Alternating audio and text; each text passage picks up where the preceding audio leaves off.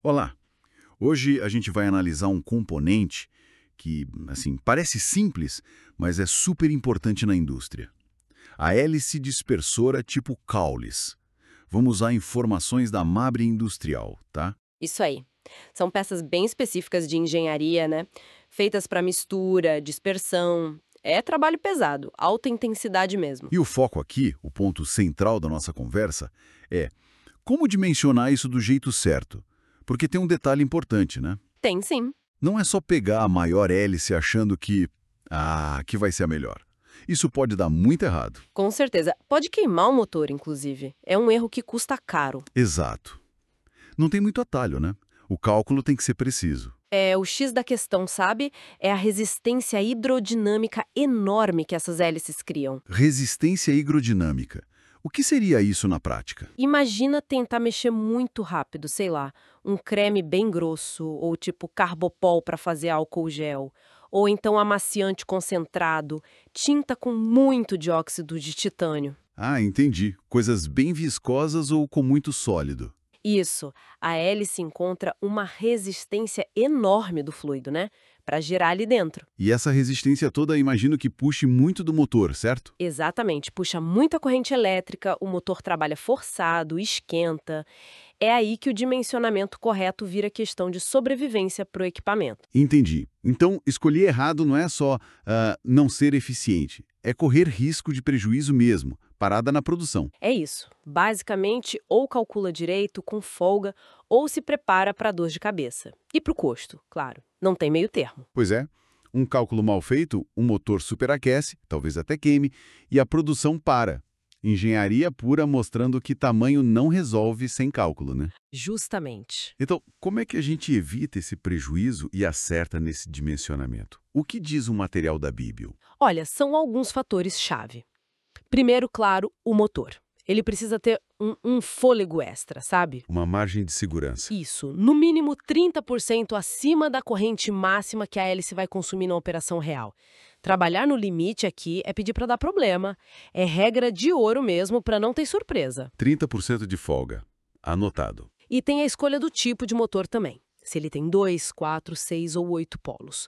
Isso define a relação entre velocidade e força, basicamente. Ah, depende da rotação que precisa e da viscosidade. Exato. A rotação geralmente fica entre 600 e 1.800 RPM, mas depende muito do produto. Se for mais viscoso, talvez precise de um motor com mais força, menos velocidade.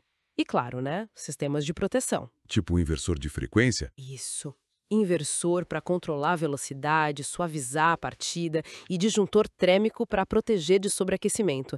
Não é luxo, viu? É essencial para a segurança e para a vida útil do motor. Ok, então o motor é a força, mas precisa ser bem dimensionado e protegido. Mas se ele precisa dessa folga toda por causa da resistência, a própria hélice também deve ser crítica, né? O tamanho dela, o design. Com certeza. O diâmetro da hélice é vital e tem que estar de acordo com o tamanho do tanque. Tem uma regra para isso? A Mabile recomenda, assim como regra geral, que o diâmetro da hélice fique entre 10% e 20% do diâmetro do tanque. 10 a 20%. Mas ó, atenção, se o fluido for muito viscoso, tipo acima de 10.000 centipós, aí a coisa muda. Muda como? A indicação é usar hélices menores para diminuir um pouco a resistência, mas aí você compensa com motores mais potentes para dar conta do recado. Entende. Entendi. Hélice menor, motor mais parrudo para viscosidade alta. E a densidade do produto? Pesa também. Pesa sim. Afeta diretamente o torque que o motor precisa entregar. Mais denso, mais força. Faz sentido. E a posição da hélice dentro do tanque? Tanto faz onde ela fica? Não. Faz total diferença. Para garantir que o material todo seja bem processado, sabe? Para criar aquele fluxo forte, radial e não deixar nada parado no fundo ou nos cantos. Onde ela deve ficar, então? O ideal é instalar a hélice a mais ou menos 1/3 da altura útil do tanque, medindo do fundo para cima. Isso otimiza a dispersão, o fluxo fica melhor. Nossa, fica muito claro que não é só pegar uma peça na prateleira. É um cálculo bem técnico, né? Considera o sistema todo, hélice, motor, tanque e, principalmente, as características do produto. Exatamente. A necessidade de suporte técnico que a Mobility oferece só reforça isso. No fim das contas, a mensagem é essa. Calcula direito, garante a sobra de potência, senão o prejuízo é quase certo. É isso aí. É uma ferramenta muito poderosa, a hélice Cowlis, mas ela exige respeito. Respeito à energia que consome, ao estresse que coloca no sistema. E o cálculo correto não só evita o desastre do motor queimado, Não só isso, traz um benefício direto, eficiência. O material da Mabile até menciona reduções no tempo de dispersão que podem chegar a 40%. Imagina o ganho de produtividade. 40% é muita coisa. É um ganho enorme. Ou seja, dimensionar corretamente transforma um risco, um potencial problema, numa vantagem competitiva. Resumindo, então, dimensionar uma hélice Caos é engenharia pura. É um balanço técnico cuidadoso entre diâmetro, rotação, potência do motor e, claro, as propriedades do fluido. Acertar evita prejuízo e ainda acelera a produção. Perfeito, é exatamente isso. Bom, fica então uma reflexão para quem nos ouve.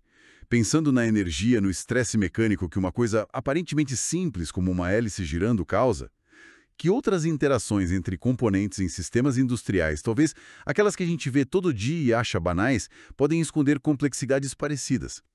Complexidades que exigiriam uma análise técnica mais profunda para garantir não só o desempenho, mas também a segurança e a durabilidade dos equipamentos. Fica aí para pensar.